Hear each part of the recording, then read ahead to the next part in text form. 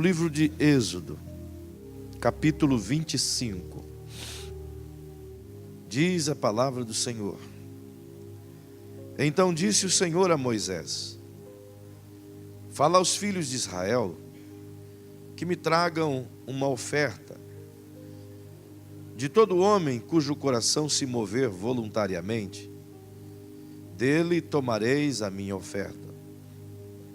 Esta é a oferta que recebereis deles: ouro, prata, bronze, estofo azul, púrpura, carmesim, linho fino, pelos de cabras, peles de carneiros, tintas de vermelho, peles de animais marinhos, madeira de acácia, azeite para a luz, especiarias para o óleo da unção e para o incenso aromático, pedras ônix e pedras de engaste para a estola e para o peitoral.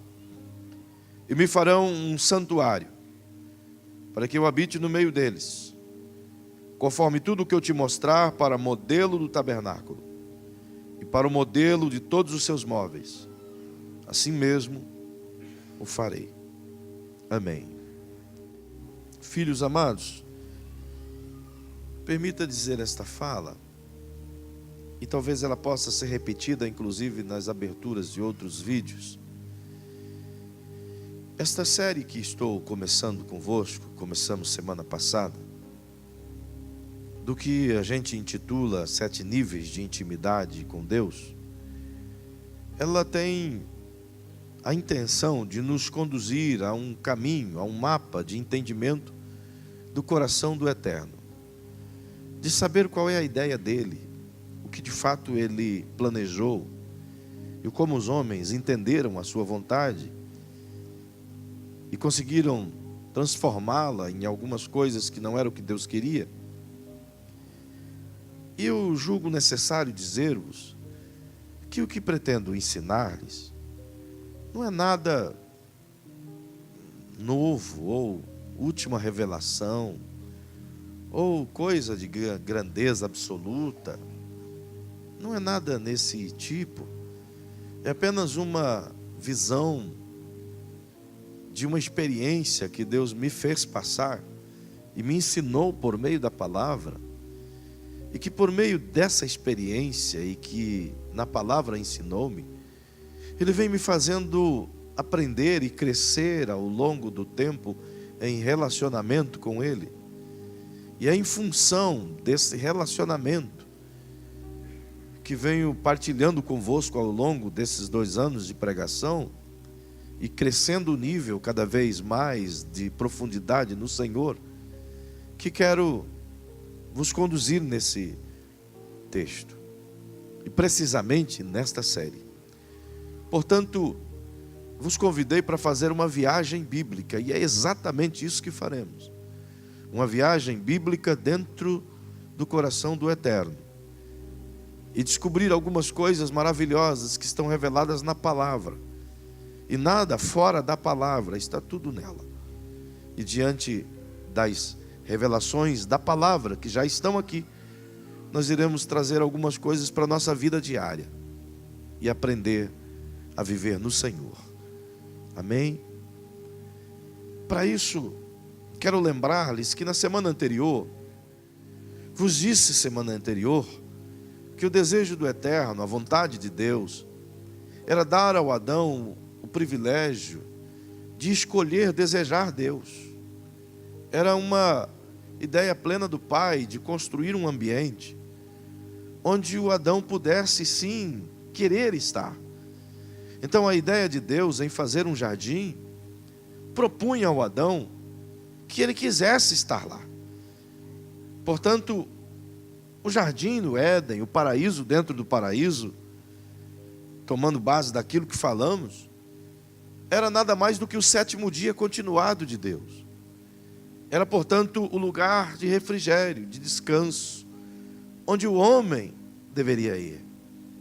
Entenda, e como disse e repito, que esse jardim não fora plantado para Deus. Não era interesse de Deus ter um lugar para Ele, porque Ele tem todos os lugares. ele tem o trono, tem o céu. Mas esse lugar era para o Adão ter Deus. Para que o Adão pudesse escolher ter Deus. E estar no colo, no coração, desfrutando de uma intimidade unicamente com Deus. E essa intimidade toda foi rompida justamente porque Adão escolheu um caminho adverso, que não era o que o Senhor indicara. E a consequência se deu o que está no verso 23 de Gênesis 3, que te convido a começar por aí, memorizar e trazer à tona a partir desse versículo. Eu vos disse que se a gente não entender essa parte inicial, tampouco entenderemos o que significa todos os detalhes do santo tabernáculo. Gênesis capítulo 3 e o verso 23 narra, como já vos disse, a tragédia da queda do homem e, portanto, a consequente expulsão dele. E diz assim esses dois versículos: o Senhor Deus, pois o lançou fora do jardim do Éden, para lavrar a terra de que fora tomado. Lembre-se que disse que Deus havia colocado ele para dentro, convidado ele para estar lá, dado a ele o privilégio de estar lá, mas não o prendera dentro do jardim. Ele poderia sair e trabalhar, mas voltar de acordo com o seu desejo ardente de estar com o Senhor. Verso 24: e havendo lançado fora o homem, pôs querubins ao oriente do jardim do Éden, e uma espada flamejante que se revolvia por todos os lados, para guardar o caminho da árvore da vida. Percebam que diante desse cenário, que está aqui, a terra como um jardim, e o Éden como um paraíso dentro do paraíso, representa exatamente essa repartição extraordinária que tem dentro do tabernáculo. O lugar santo e o santo dos santos. O lugar santo, onde existem algumas peças que estudaremos ela uma a uma mais à frente. E o lugar santíssimo, onde você vai perceber que era colocada a arca da aliança, onde Deus se manifestava. Então, o jardim nada mais é do que essa figura, o lugar santíssimo, o santo dos santos, onde o Adão estava. Ele passava o dia cuidando de suas tarefas, mas voltava para o santo dos santos, para estar com o Senhor. E perceba um detalhe, que não vos disse, mas vos digo agora. Esse importante lugar que Deus fez para o Adão, o 7º dia de Adão, Deus não fez esse espaço para que Deus pudesse estar, mas para que o Adão pudesse estar. Então perceba que Deus só estava lá quando o Adão estava lá. Se não percebam, olha o que o texto diz. Venha na sua Bíblia, por bondade. No Gênesis capítulo 3 e o verso 8, diz a Bíblia: então, ouvindo a voz do Senhor Deus, que passeava no jardim pela viração do dia, esconderam-se o homem e sua mulher da presença do Senhor Deus, entre as árvores do jardim. Perceba que o Adão estava no jardim, e por conta que ele estava no jardim, Deus vinha. Eu vos disse semana passada que Deus preenche tudo, e a presença dele preenchia toda a terra, mas a manifestação da presença dele era para o desfrute de Adão e Eva e os seus filhos. E por conta da escolha do Adão em estar desfrutando não apenas do paraíso dentro do paraíso, mas também de todo o governo que Deus havia dado a ele, a terra, ele fez a escolha de desobedecer, ou de simplesmente rejeitar. E diante dessa escolha, eu percebo que ele abraçou o que ele jamais gostaria de ter abraçado. Isso me faz aprender que ninguém pode escolher viver no pecado e pisar o Santo dos Santos. Ninguém. Ninguém pode escolher viver uma vida de forma irregular, moral e espiritual, e ao mesmo tempo pisar o Santo dos Santos, isto é, estar na presença de Deus. Me faz saber que é impossível conviver com o pecado de um lado e a presença manifesta de Deus de outro lado.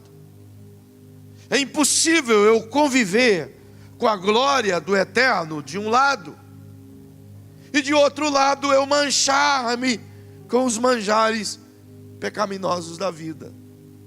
Não é possível. Essa atitude o Senhor não nos permite. Não que Ele seja taxativo dizendo, eu não quero. De fato, a presença dEle em santidade exige total separação para que não morramos. Perceba que o Adão achou que poderia comer do fruto proibido e se manter no Santo dos Santos. Ele achou que ele poderia conhecer o bem e o mal e desfrutar da presença do Eterno. Igual Adão, ainda hoje, muita gente tem essa tola ideia de que pode ao mesmo tempo comer do manjar de Satanás e se alimentar da mesa do Cristo. Tem gente que imagina que ele pode se deleitar no pecado no sábado à noite e no domingo pela manhã pagar os seus pecados na Santa Ceia. Não pode, porque não se vive na lama pisando o Santo dos Santos. Deus jamais aceita isso. É por isso que ele disse para Adão, você vai ter que sair daqui. E ele expulsou o Adão. A expulsão se deu ao fato da rejeição do Adão. Não foi a atitude deliberada do Eterno em expulsá-lo do Santo dos Santos, mas a rejeição do Adão a Deus é que o propôs fazer isso. Por quê? Quando o Adão deixa a luz e aceita o governo das trevas, é evidente que ele está rejeitando tudo aquilo que Deus deu. E essa rejeição parte o coração do Eterno. Sim, parte. Por quê? Porque Deus estava em todos os lugares, mas ele queria desfrutar da intimidade. E a intimidade para o Adão é um lugar que ele deveria querer estar. Então entenda que ao escolher o governo das trevas, automático, ele rejeitou o governo da luz. Então, à medida que a gente escolhe o pecado, em automático, a gente rejeita a santidade. À medida que a gente escolhe o mundo, em automático, estamos rejeitando a luz do Cristo. Perceba como o Senhor nos ensina. Pegue sua Bíblia, por favor. Como Deus nos convida a viver em santidade para estar com Ele. Vai comigo em 2 Coríntios, capítulo 6, verso 14. Tem umas palavras legais.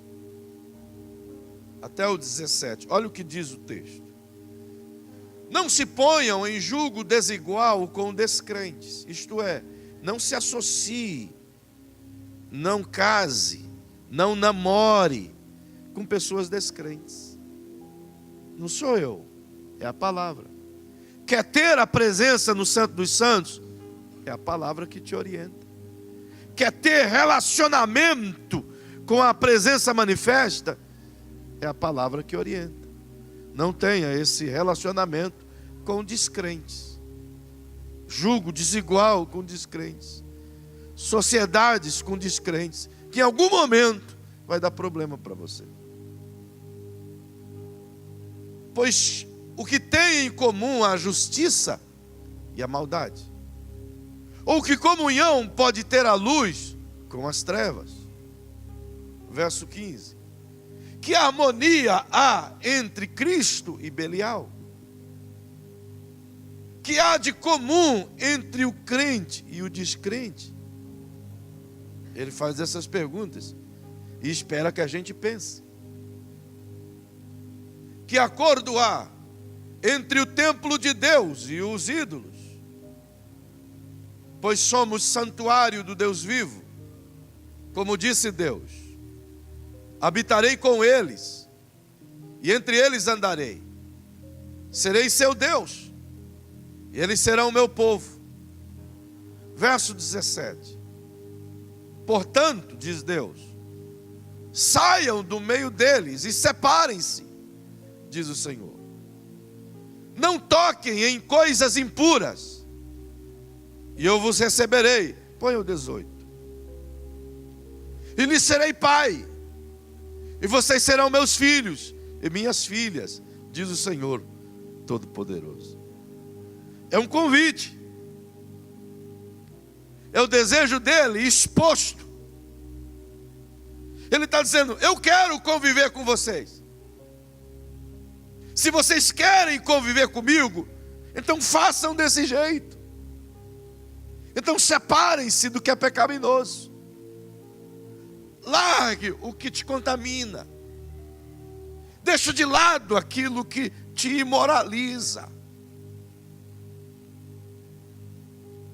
E Pedro, querendo colaborar e cheio de Deus, ele escreve. Vai lá, na primeira de Pedro, primeira carta de Pedro, no capítulo 1, verso 13 ao 16. Olha o que Pedro escreve. Portanto, estejam com a vossa mente preparada, prontos para agir.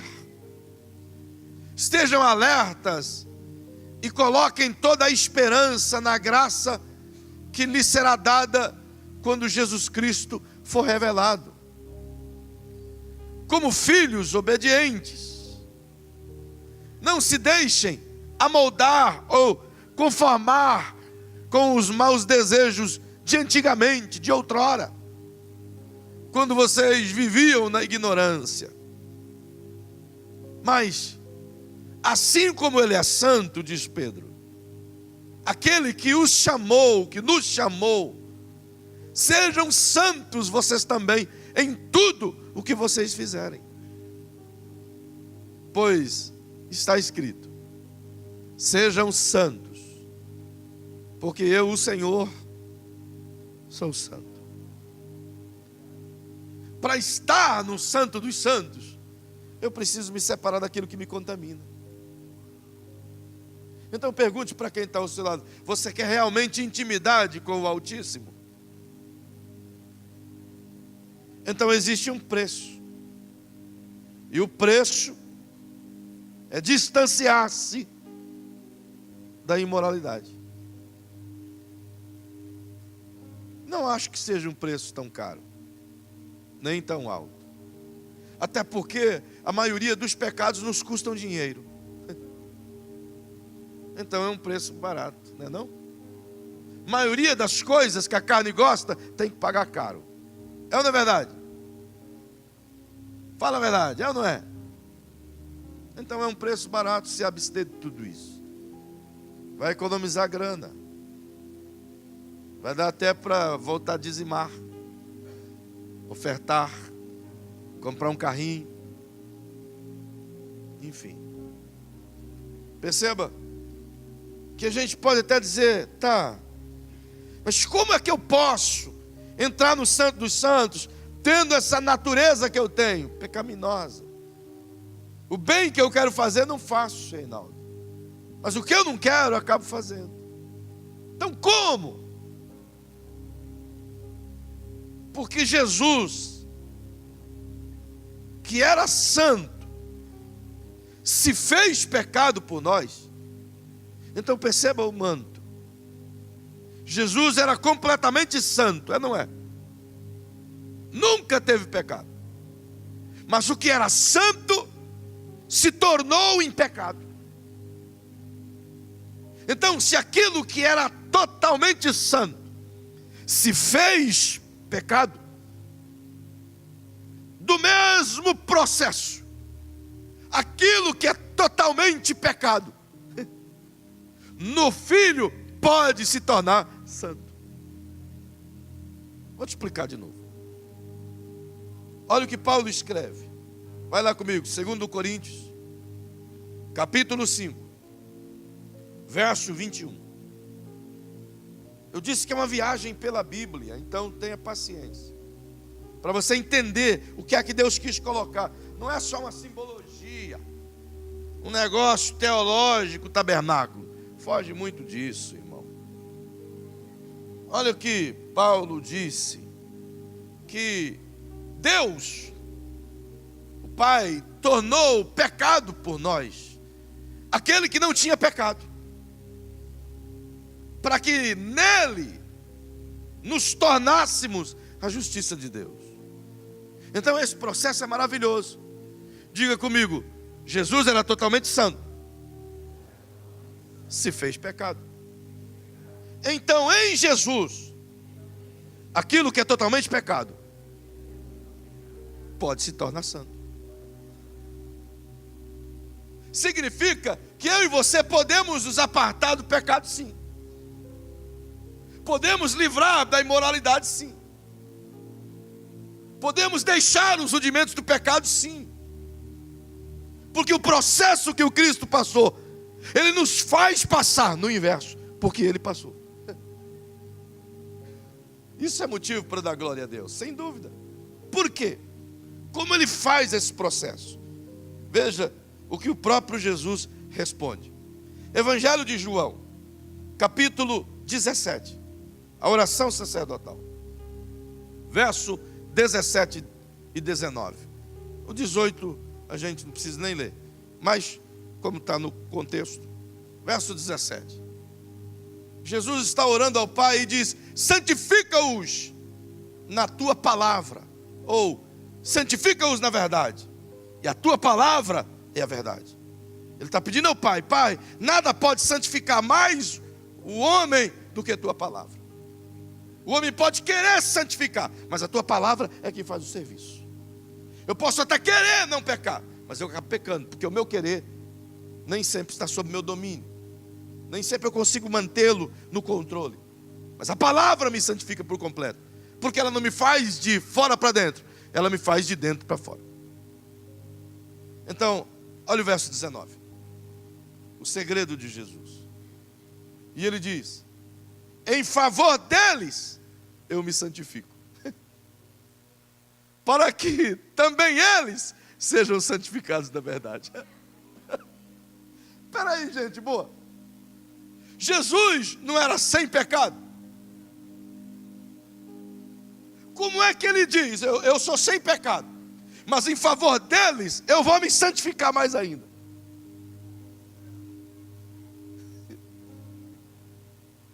Justamente porque o processo da santificação, igual o processo do pecado, é contágio. Quanto mais o Cristo santificado vive em nós, mais santificado nossa alma fica por viver com Ele. Então, quanto mais Ele transpira a santidade, mais contágio Ele passa para nós. Ele é a verdade, assim como Ele é a palavra. Então a redundância do seu texto está dizendo: Pai, eu posso, através de mim mesmo, santificá-los. Eu quero que eles entrem no Santo dos Santos, e o único meio é eu santificando eles. Então agora bota a mãozinha no ombro do teu irmão e diga: o Santo dos Santos, o lugar da intimidade, foi aberto para que você possa entrar. Então o único que pode te levar lá, santificado, é o Cristo que te justificou. Por Ele justificados, nós temos acesso a essa oportunidade magnífica que o Adão perdera.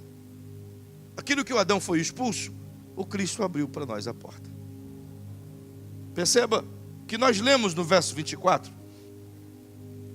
que o Pai colocou um querubim e uma espada flamejante para guardar a entrada do jardim do Éden e o caminho da árvore da vida. Que lá na frente a gente vai voltar aqui e falar um pouquinho sobre isso.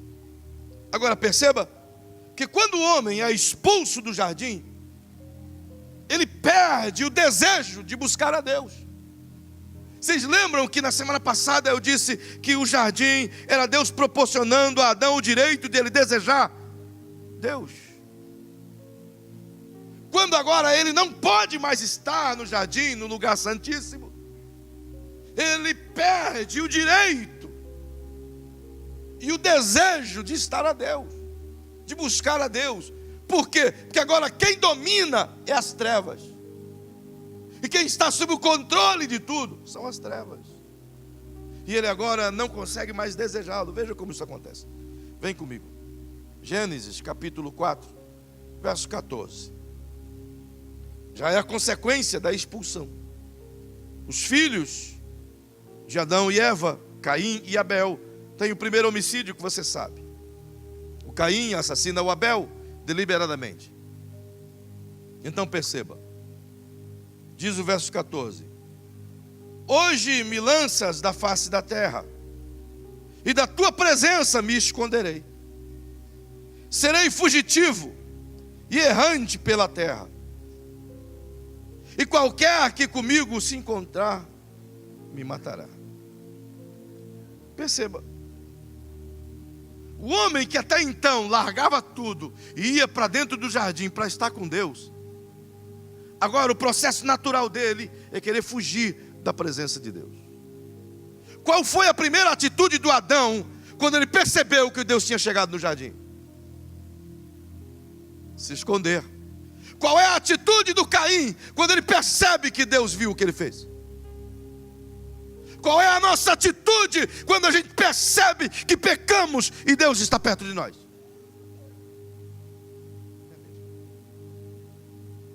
É por isso que Deus insiste muito em que a gente confesse os nossos pecados, porque a maioria de nós quer escondê-lo. Vem desde o Adão.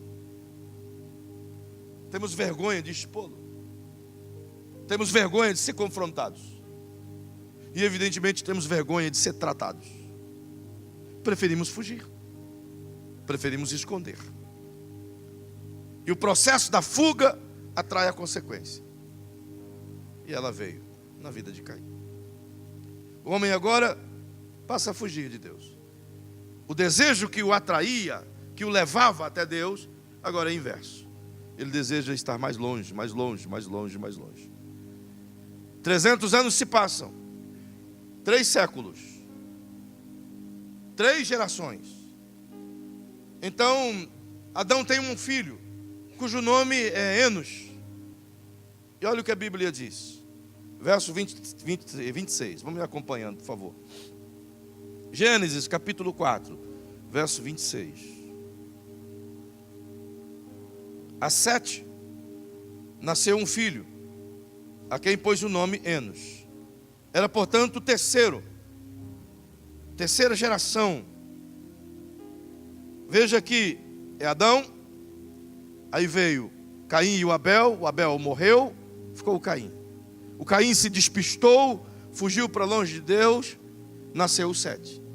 O Sete tem, portanto, um filho, por nome Enos, diretamente dessa linhagem, que permaneceu próximo a Adão.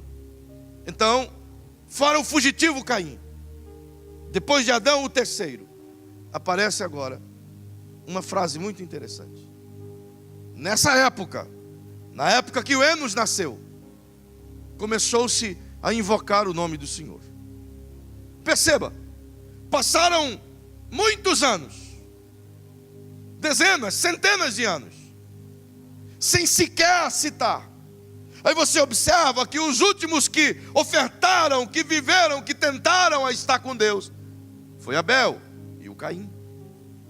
E o tempo passa, e agora o filho de Sete volta a invocar o Senhor.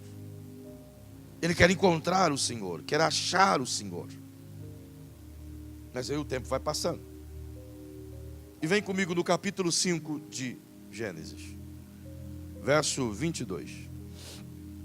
Esse cara é fantástico. A 7ª geração, depois de Enos, está esse cara aqui.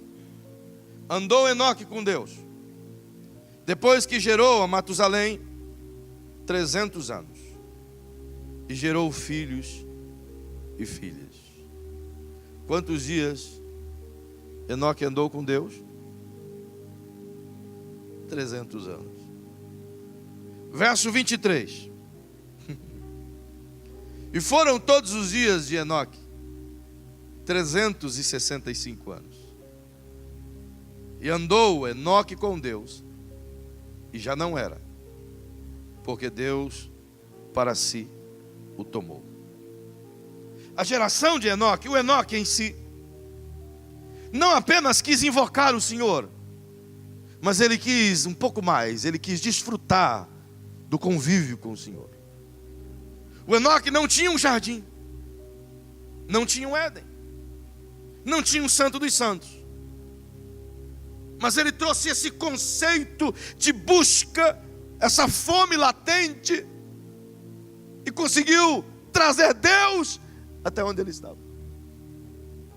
Até o ponto de onde Deus ia, o Enoque andava. Onde o Enoque ia, Deus andava. Então Deus disse: essa terra é muito pequena para nós dois, então vem para o céu que é maior. Que lindo. Tal era a comunhão que Deus o para si tomou. Perceba como isso vai crescendo, como vai andando. As gerações passam, os anos vêm. Vai em Gênesis capítulo 6, verso 9. Perceba que coisa bonita. São estas as gerações de Noé. Ele era homem justo e íntegro em suas gerações, e andava com Deus. A herança do Enoque foi transferida para o neto, e o neto decide que ele quer conhecer melhor a Deus, e em meio a uma geração corrompida, ele decide se separar. Se você olhar esse texto, você vai ver que o Noé era um anômalo. Tinha um mundo inteiro corrompido, e um cara achou graça. O mundo inteiro de maldade, mas um homem, Deus gostou. O verso anterior diz: Noé, porém, achou graça aos olhos do Senhor. O verso 11 diz que a terra estava totalmente corrompida e cheia de violência. E é lindo você perceber essa descrição que Deus faz de Noé. Diz que ele era justo e íntegro em suas... E não diz que ele era justo e íntegro em sua geração. Mas o texto aponta suas gerações, isto é, tanto aqueles que estavam acima, quanto aqueles que estavam abaixo. Ele se mantinha intacto diante de tanta proposta de corrupção. Por quê? Porque ele queria estar com Deus.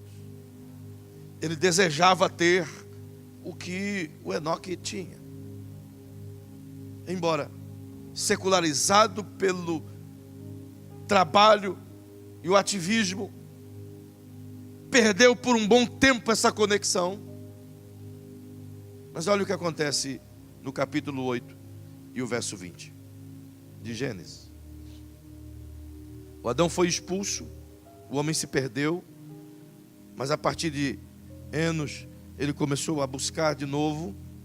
Diz assim: Então edificou Noé um altar ao Senhor, e tomando de todos os animais limpos e de todas as aves limpas, ofereceu em holocausto sobre o altar. O Noé, agora no final de sua jornada ministerial, ele decide cultuar. Ele decide fazer o que o Adão fazia lá no jardim. Deus não mandou ele fazer isso aqui, momento algum. Deus mandou ele ir trabalhar, eu já ensinei isso a vocês. Mas ele deliberadamente resolve não ir trabalhar naquele momento. E resolve sacrificar animais e cultuar a Deus. Animais que aparentemente eram para estar extintos se Deus não tivesse mandado a mais. A ideia de Deus é que o Noé estava no caminho correto do Santo dos Santos. E que ele ia precisar para chegar lá. Ele já tinha se apartado do mundo. E eu vos disse que é impossível pisar o Santo dos Santos e viver na lama do mundo. Note que a partir de Noé, os seus filhos não falam mais em Deus. Nem Sem, nem Cão, nem Jafé. Não se tem mais nenhuma menção de que eles estejam conectados como o pai estava.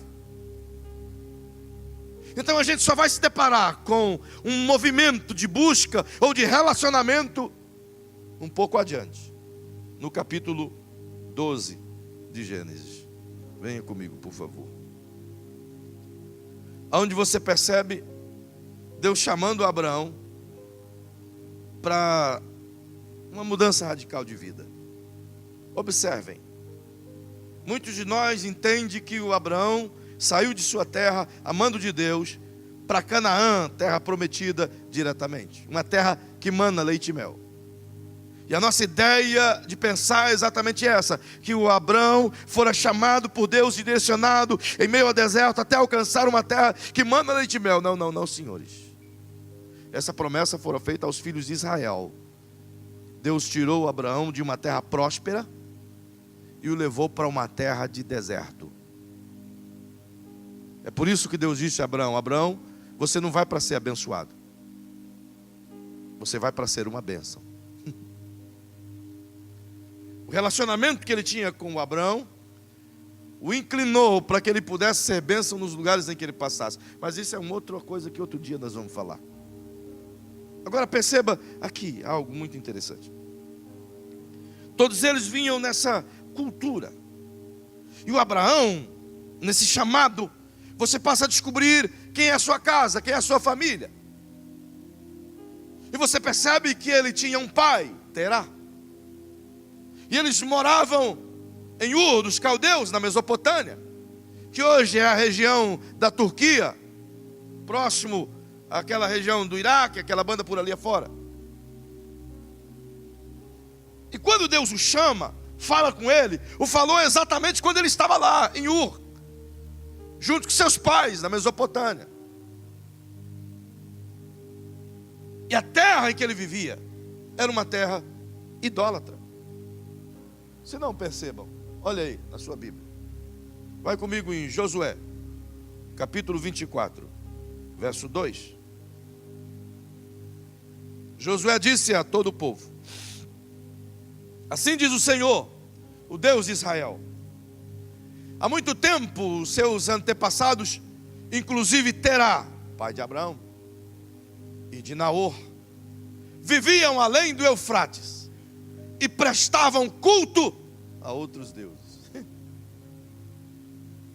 Perceba que aqui eu abro um parênteses para dizer que muitos de nós acreditam que eles são chamados de hebreus por conta de que na geração de Adão ou de Abraão tem um cara por nome de Éber.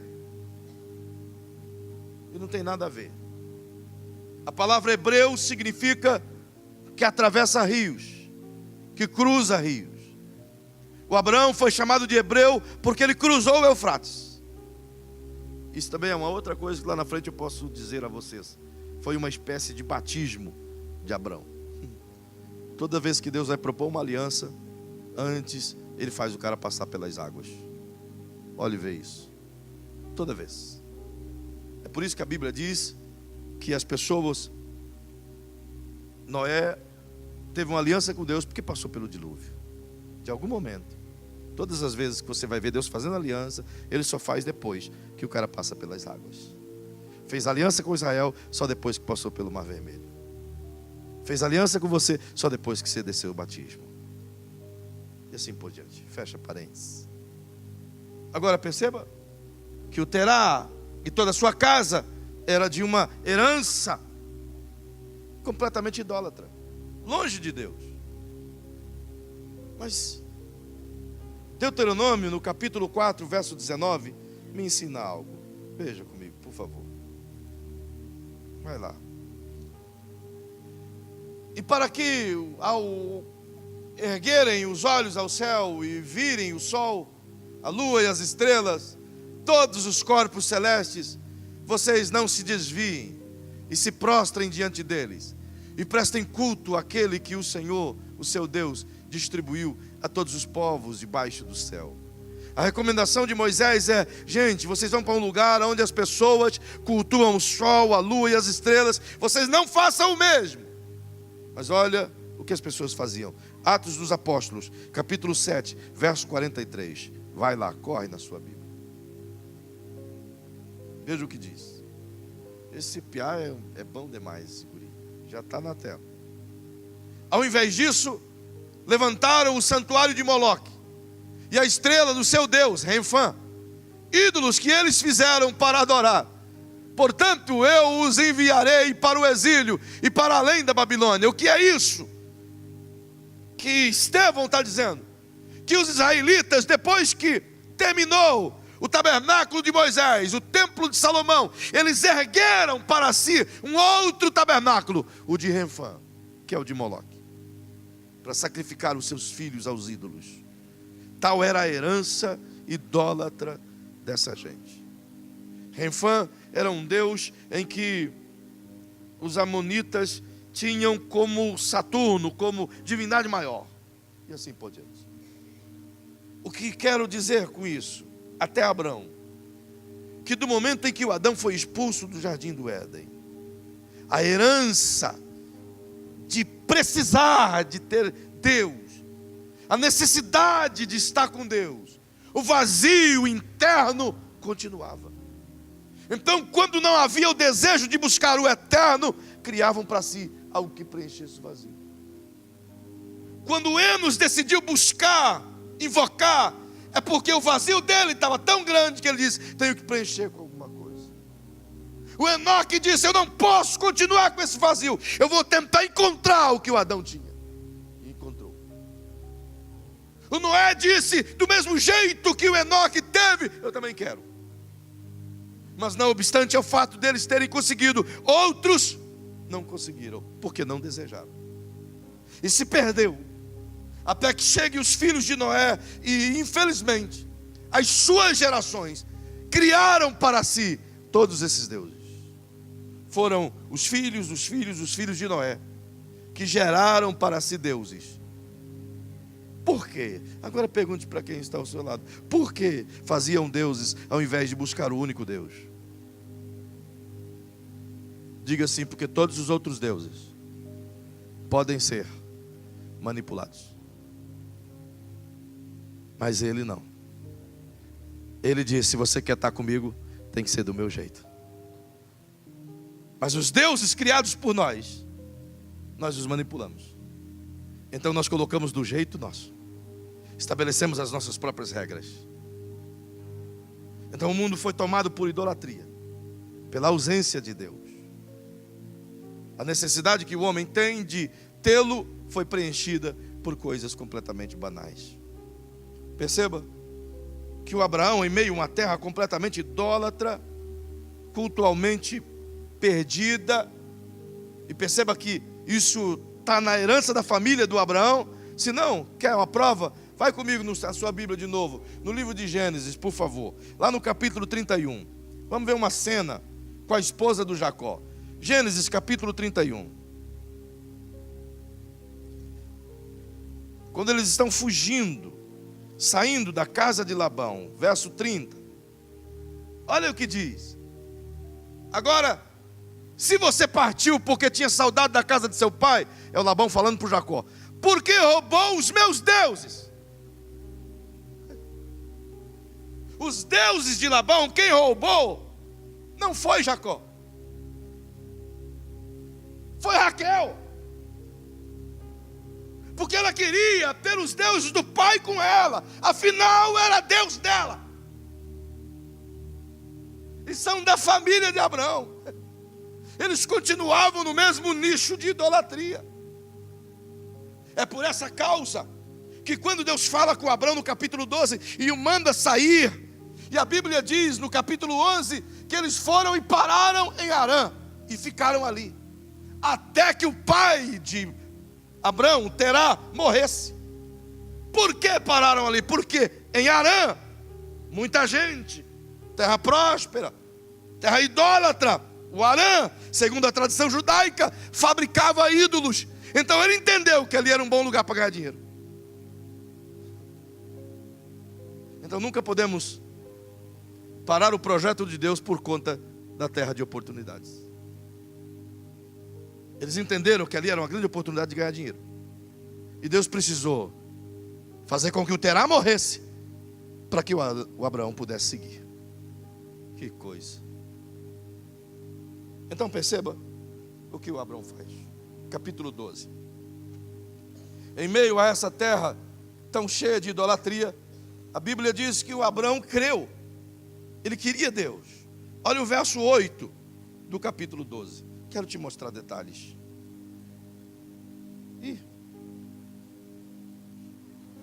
Só detalhes. Dali passou para o monte. A versão dali é bem diferente, mas eu vou ler como está lá. Dali prosseguiu em direção às colinas a leste de Betel, onde armou acampamento, tendo Betel a oeste e Ai a leste. Construiu ali um altar dedicado ao Senhor e invocou o nome do Senhor. Essa é a primeira vez que você vê o Abraão fazendo o que o Enos fez, fazendo o que o Enoque fez, fazendo o que o Noé fez. Ele decidiu buscar o Senhor. Mas perceba que ele estava em trânsito, em viagem. Então ele parou em um determinado lugar, que aqui também já dá uma série de coisas a estudar. Mas nesse lugar ele parou e disse: vou buscar o Senhor aqui. E estabeleceu um altar.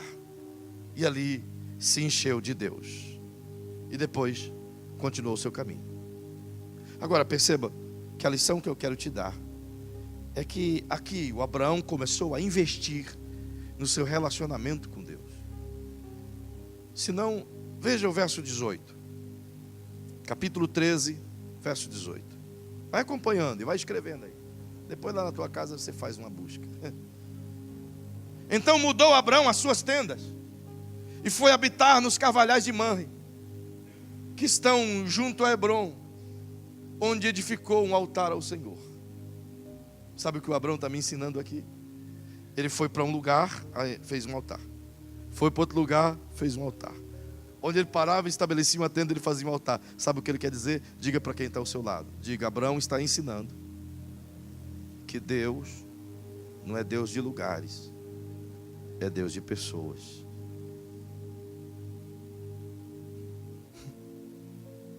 O Abraão nos ensina que Deus não é encontrado em lugares específicos. E não são lugares que atraem Deus, são pessoas que atraem Deus. O que Abraão está tendo aqui é a mesma ideia que Deus plantou no Éden. Não era o jardim do Éden que atraía Deus, era o Adão no Éden que atraía Deus.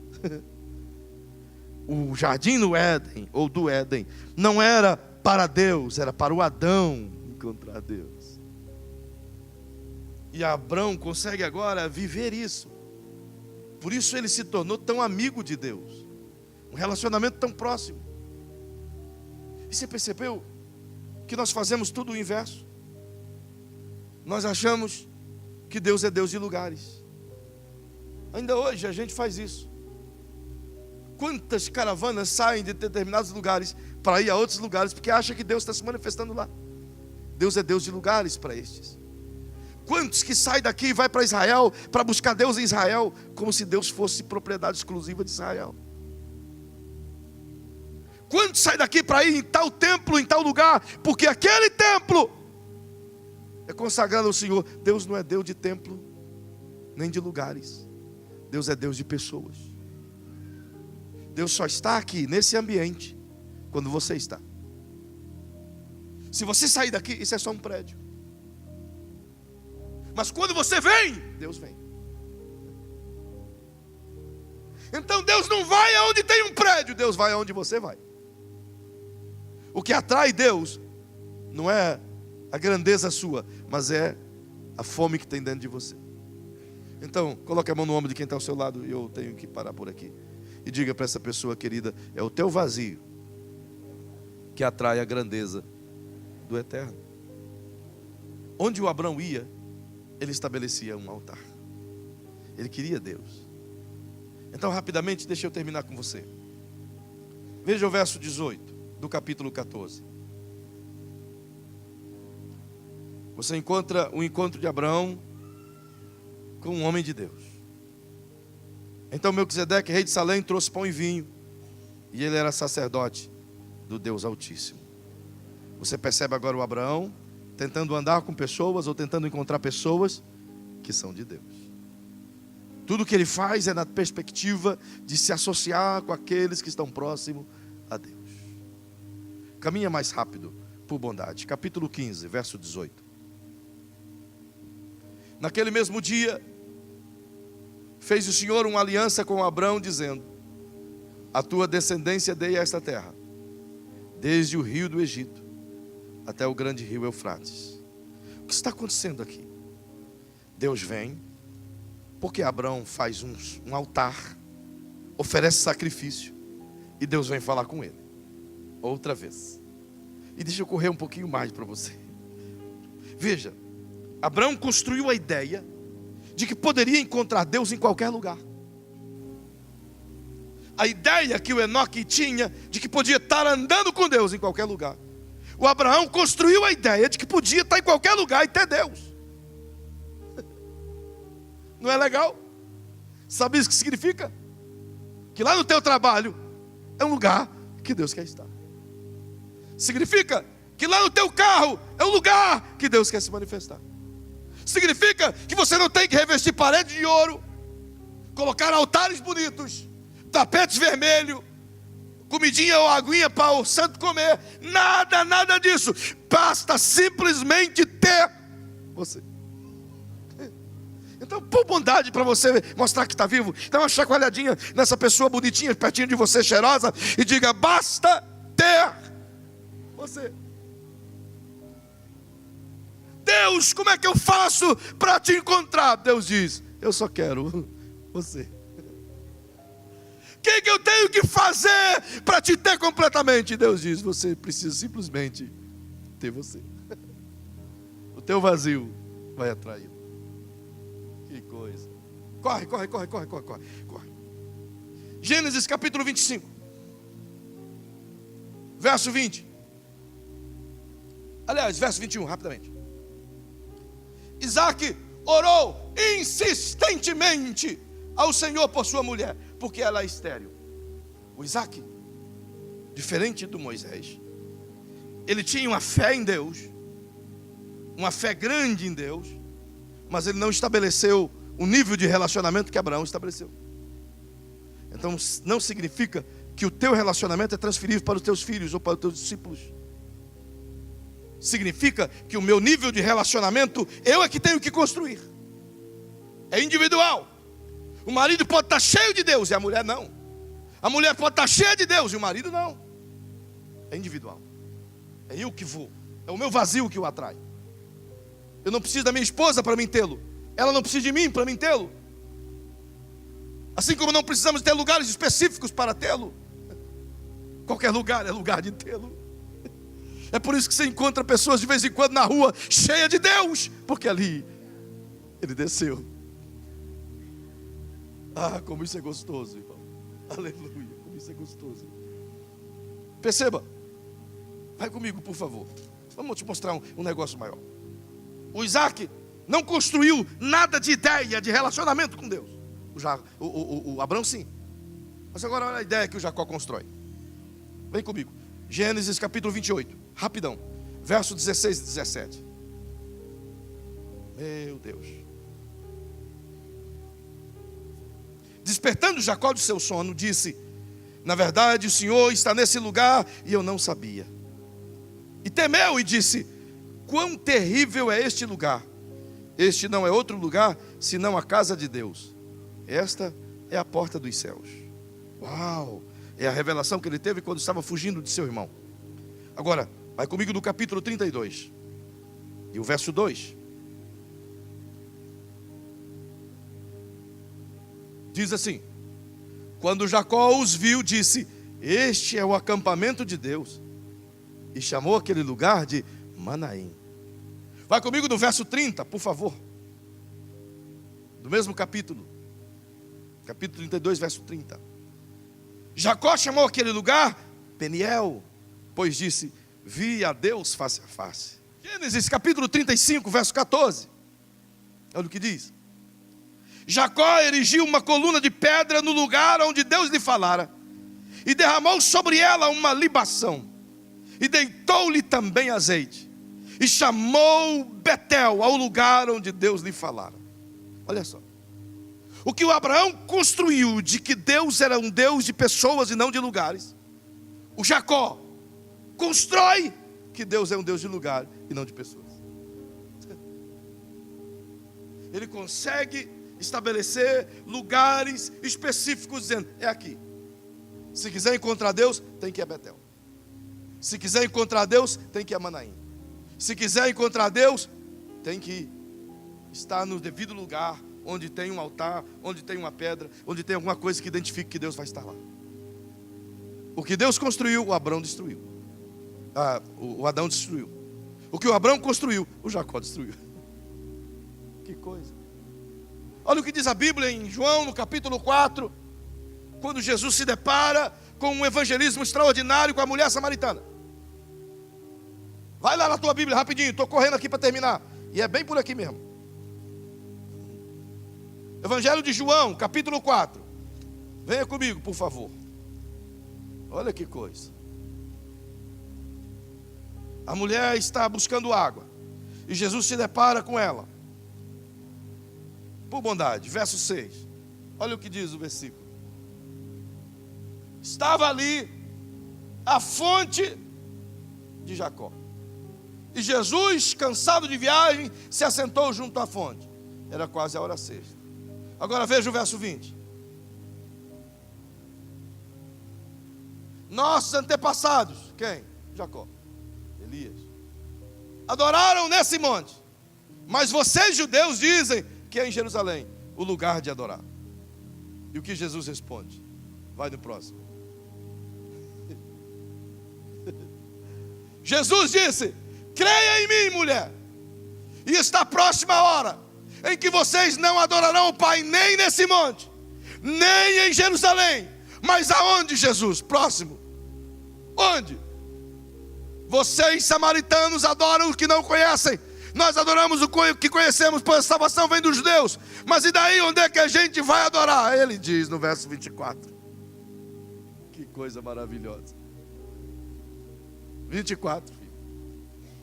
Deus é Espírito, e é necessário que os seus adoradores o adorem em espírito e em verdade. Jesus quer dizer: não é nem nesse monte, não é nem em Jerusalém, não é nem em Betel, não é nem em Ai, não é nem em Manaim, é onde você estiver. Onde é o Santo dos Santos? Pergunte para o bonitão perto de você. Diga: onde é que é o Santo dos Santos então? Agora diga assim: querido, o Santo dos Santos é onde você estiver com muita fome.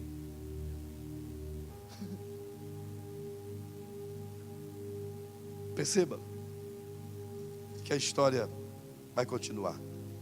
Mas eu não posso hoje te levar mais além disso. Por quê? Porque Jacó constrói a ideia de que tem que ter um lugar. Depois desse momento, você não vê mais Jacó construindo altares. Você não vê dos seus filhos construindo altares. Você vê o José com comprometimento com Deus, é bem verdade. Mas aí você já vai se deparar com a história do povo de Israel, o povo da promessa, inserido dentro de uma nação completamente idólatra, dominada por um sentimento de governo, de domínio sobre as massas, onde possuía em cada cidade vários templos cultuais, onde os seus deuses não eram apenas adorados, mas comercializados. E tudo que Israel vê é que de fato precisa ter um lugar para ter uma divindade. Precisa. Eles passam 400 anos no Egito, vendo os egípcios adorarem uma divindade, a tocarem uma divindade, a se prostrarem a uma divindade, a irem a um templo de uma divindade. E toda aquela ideia de que Deus poderia ser encontrado mesmo na terra de Gozem, não tem mais. Porque agora eles precisam de um lugar para identificar Deus. É por isso que quando Moisés aparece e diz: Deus falou comigo. E eles disseram: onde? Que lugar? Como ele pode ter falado com você? Tem algum templo dele?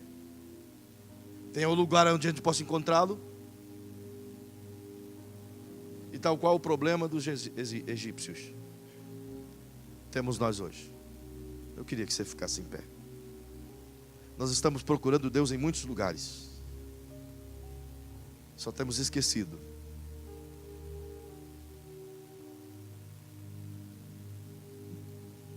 O único lugar que a gente tem esquecido,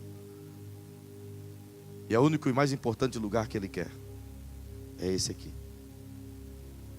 Nós construímos altares em muitos lugares, mas esquecemos de construir altar aqui dentro. Nós estabelecemos pontos de culto em muitos lugares, mas esquecemos de ser o ponto de culto.